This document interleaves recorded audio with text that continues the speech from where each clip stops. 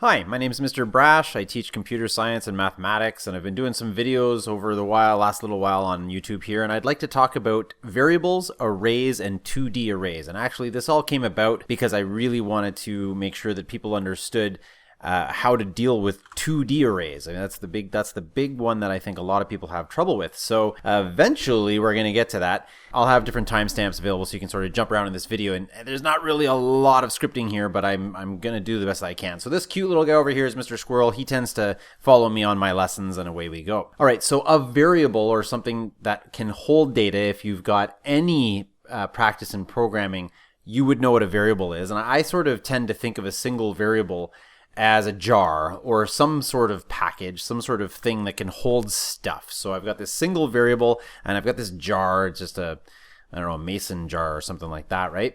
That can hold information. So that can be called X. This one has the name X. It could have any sort of name. We could just call it my var or my variable or my number or my string or any of sort of these kind of names. Honestly, it does not matter what we name this thing. But what is important is the fact that it can hold data. So this particular jar here might hold a string of characters. It might hold an integer. It might hold a double. It might hold anything. And it can only hold one value at a time. So this particular jar might have the string hello in it, or it might not have a string in it at all. It might have the int, an integer. It might have an integer value, which is, a number. Depends on your programming language that you're using. I'm going to try and do this in sort of a programming language agnostic way. And so it might be a number or a value. Again, that depends on the language that you're using. So this might be, the number 37 or 42 or whatever the case may be. But you can have more than one jar, right? So you might have one that's called my var. You might have, you might have all of these different jars that you're using in your program, whatever that might be, but they can't have the same name. They're not allowed to have the same name. And so you have to go around and you have to give them different names. So we might give one X and we might give another one the name Y.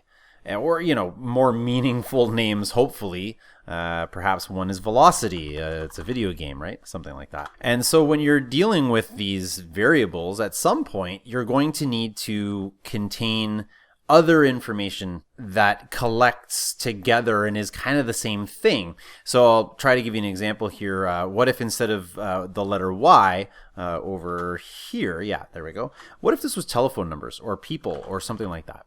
And it was supposed to hold more than one person, right? Like this is a plural word. People is this idea of being plural. And that's kind of the problem. So this is a plural situation. How do we have more than one person being held? You can't, in your programming language, you can't create, a people 1, people 2, people 3, up to people 1,000, because you don't know how many of these people you're going to need if your program is, say, a contact list or something like that. That's where arrays come into play.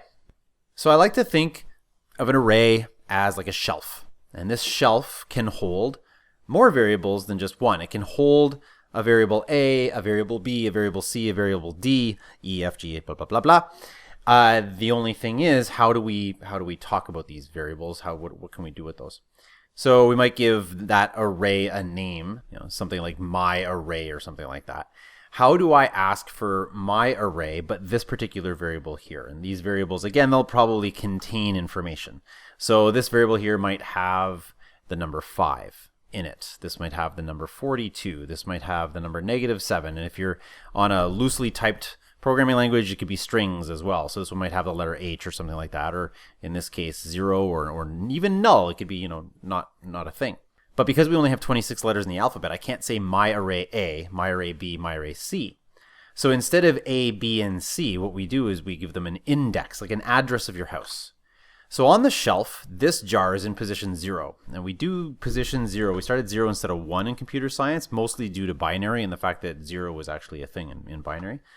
We call this a 0 indexed array. So it's starting its index at 0. So these numbers that I'm putting up here are instead of labels.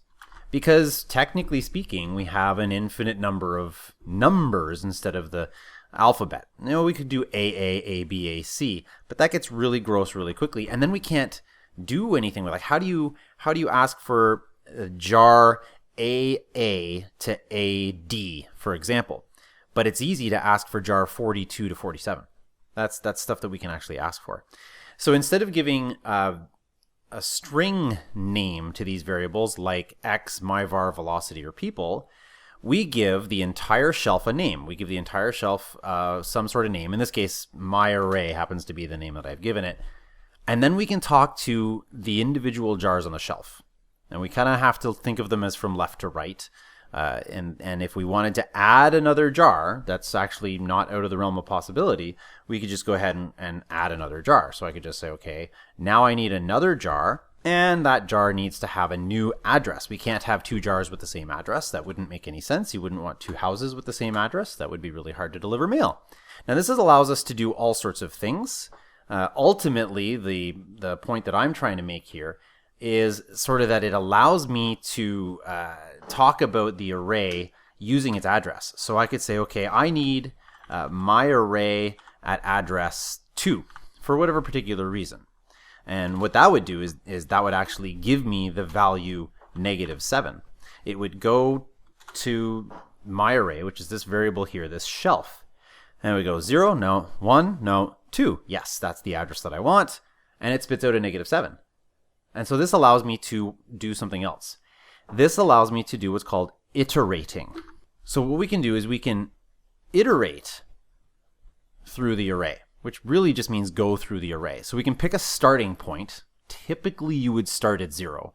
You don't have to, but we could, start here, and then we could start counting. We say, give me that one. Okay, cool. Now give me that one. All right, now give me that one, and keep going until I get to the end of the array, which is another thing we need to talk about. So iterating through the array is this idea of going through it one by one. You can skip too. You can count by 2s, 3s, 4s. So you could say, give me every second one, give me every third one. Now the methodology that you would do that is typically called a for loop, and you might not know anything about loops right now, and I'm not getting into it because the whole point right now is actually just to talk about variables and memory space and having multiple variables, or this idea of an array. This array has a certain length, and in order to iterate through it, I would need to know what that length is. So most programming languages let you keep track of the length of the array, and it might be through a dot length or anything like that. It might even use the word size. It depends on the programming language you're using. But for this particular array here, this is not a length of 4. This is a length of 5. And that gets a little bit confusing. The reason for it, though, is because it's a zero-indexed array. This is the 0th element. This is the first element. This is the second element, the third element, and the fourth element based on its indices. So these numbers right here are the indices, individually called an index. So index 1, index 2, index 3. But if we were to actually count how many jars are on the shelf, there's 5 jars on the shelf. And that's because in computer science, we start counting at 0. Okay, so we can have individual variables, not particularly new or out of the realm of what we're used to. I'm just going to move some of this stuff here. Let's just get this. Where did I? There we go. All right, and then we can have a 2D a single dimensional array. We can have this thing that holds multiple items for us. Now, what people will typically do in order to visualize an array is they'd actually just draw a rectangle. So they'd do something like this, and then they'd slice it. And they'd say, okay, oop, getting that. It's following my cursor. Damn you, Photoshop. Okay, and so we'd sort of separate it like this, right? And so in my sort of shelf example with the jars, this would be a 5, this would be a 42, etc. And a lot of people do that visualization with just a grid, which is not a bad visualization at all. I wanted to get something a little bit more, something that can be visualized a little bit better.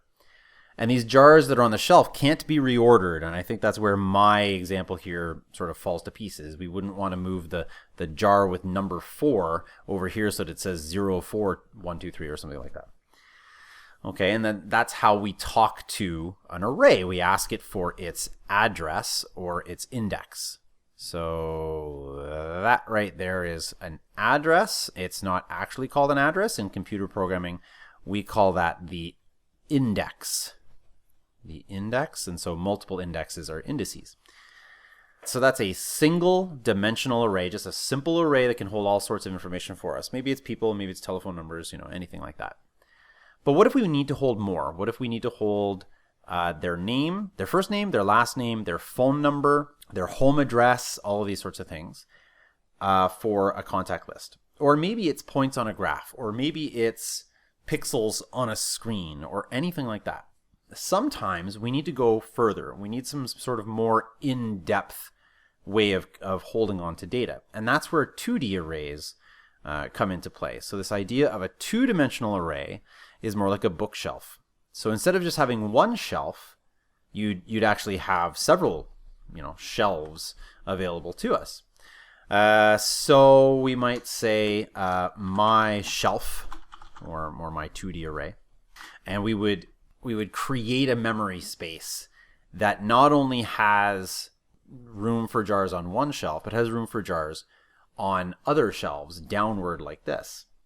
And if we visualize it like this, it's kind of going to get a little bit important when we compare this to, say, a Cartesian plane. Because a Cartesian plane, we're used to asking for the x dimension first.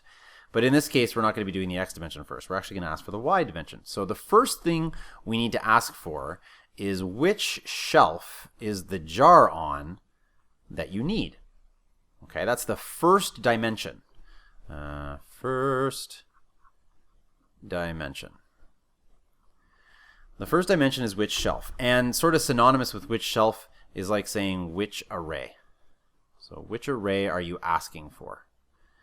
If I said my shelf 0, I'm asking for the first array of my shelf, the first top shelf of my bookshelf. I'm having a hard time sort of describing what it is I want to say. And just like the jars have indices, which right now they're not labeled with their proper indices, they're labeled ABC. So this would be jar 0 of the first shelf. This over here would be jar 1. Now, how do we talk about these individual shelves? Well, these individual shelves themselves have indices. And so this would be shelf 0, this would be shelf 1, shelf 2, etc. So not only do the jars themselves have an indice or an index on each individual shelf, we have to give the shelf a name. And we wouldn't say top shelf, second shelf, third shelf. We wouldn't say A, B, C, or D or anything like that, give them colors or nothing like that. We would give them indices just like we do the jars. So if I wanted the top shelf, I'd have to say my shelf 0. But if I wanted a shelf a little bit further down, say for instance this shelf down here is shelf 2, I would actually ask for my shelf 2, but it's the third shelf. So my shelf 0 is actually the first shelf, or the top shelf, hard to spell. So this is the first or top shelf, that my shelf 0, whereas my shelf 2, this is where it gets a little bit confusing. My shelf 2 is this one right here. That's the third shelf. That's the third shelf. And again, it's because we count from 0 in computer science. That arrow needs to get redrawn. There we go. How do I ask for a jar that's on the shelf? In my single array example, when I put a number in the square brackets, like my array 2, that gets the third jar. So in my example here, maybe just grab a purple pen. So my array 2 points to a -7, whether you're talking about the jar example or this grid example. But that's because that's the only dimension that array has. It just has jars. There is only one shelf. As a matter of fact, we could sort of pretend like the shelf doesn't even exist, right? So there's no shelf. There is no shelf. There is no spoon. And so it's just a bunch of jars that are in order. I just put the shelf there sort of to make the connection with my bookshelf example for the 2D array. When it comes to a 2D array, that first square bracket is no longer the jar. It's actually talking about the shelf number. So this first dimension is the shelf number. Shelf number. How do we now talk about the actual jar itself? In order to talk about the jar, we have to give it a second number. We have to give it a second set of square brackets and some sort of value that is the address or index of the jar. If I'm at my shelf 0 and I want the last jar, I'd have to give it index 3, which would give me this jar right here. So this one right here, this is index 3. That's my shelf 0, 3, which is actually the 4th jar or index. Pretty much always need to add and subtract 1 when you're discussing this. Now, similarly, if I was on my shelf 2, which we can see is pointing to this shelf right here, if I wanted, say, the first jar on that shelf, which I'll rename in a second because right now it still has index A, I would use 0. That index 0 would point to this jar right there, which let's rename jar 0. And so I could either ask for the contents of that jar, and that's the idea of the jar, is that it's holding the data, it's holding the information for me, or I can manipulate the information that's either on or in that jar. So if I said something like, my shelf 2, 0 equals true. So we're going to give it a Boolean value, some sort of Boolean value.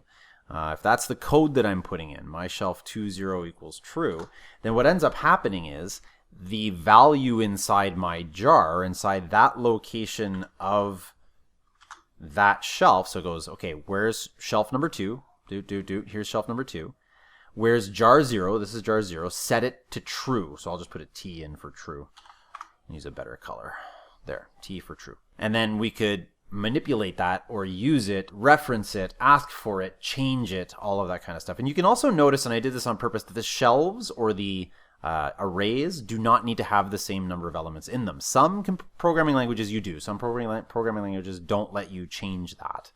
Okay, and that's the way that it is. Some programming languages hard code that if it's going to be characters or single characters, that all the jars can only hold single characters. Or if it's integers, all the jars have to hold integers.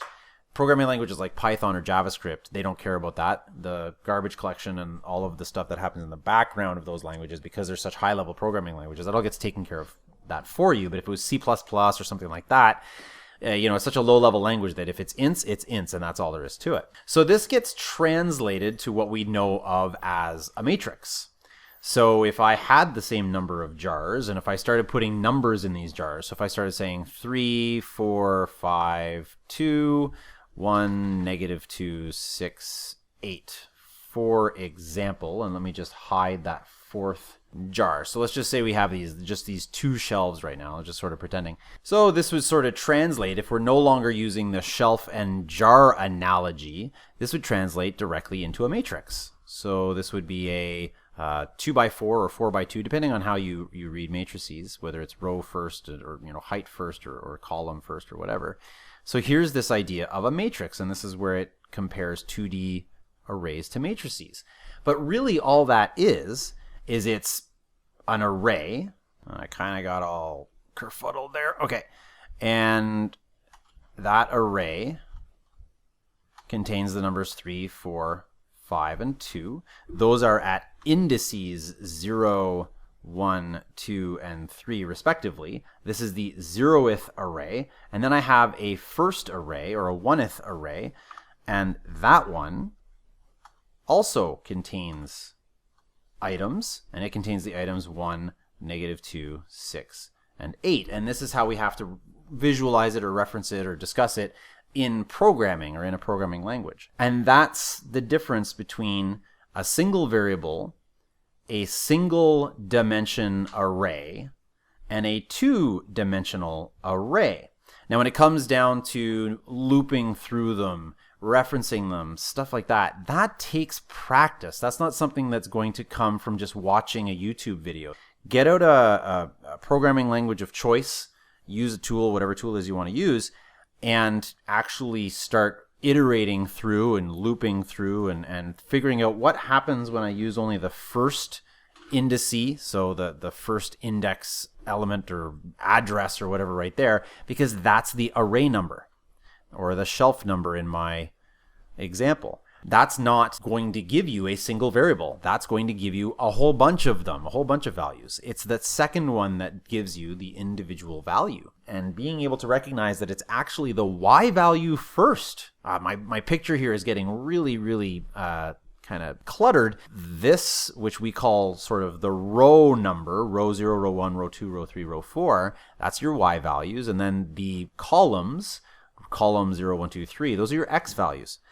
And so that gets a little bit confusing because you can't compare that to a Cartesian plane. It's actually backwards. They've been transposed. Normally we're used to seeing x, y. We're actually talking about yx when we're talking about 2D arrays. Okay, well, bit of a rant, a bit of a schmozzle. This is what happens when you don't structure your lesson. But there it is. There's variables arrays and 2D arrays in sort of a train of thought manner. I can post a link to this image, I suppose, and give me a like if you liked it. Give me a thumbs down if you didn't like it, but you know what, go ahead and give me a comment too as to why you didn't like it or what I got wrong.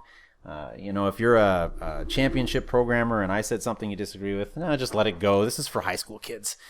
And if you feel so inclined, you can subscribe to my channel. I'd appreciate that as well. But ultimately, I just hope you have a good day and that you learned something. And maybe you'll see me or I'll see you next time. And Mr. Squirrel says goodbye.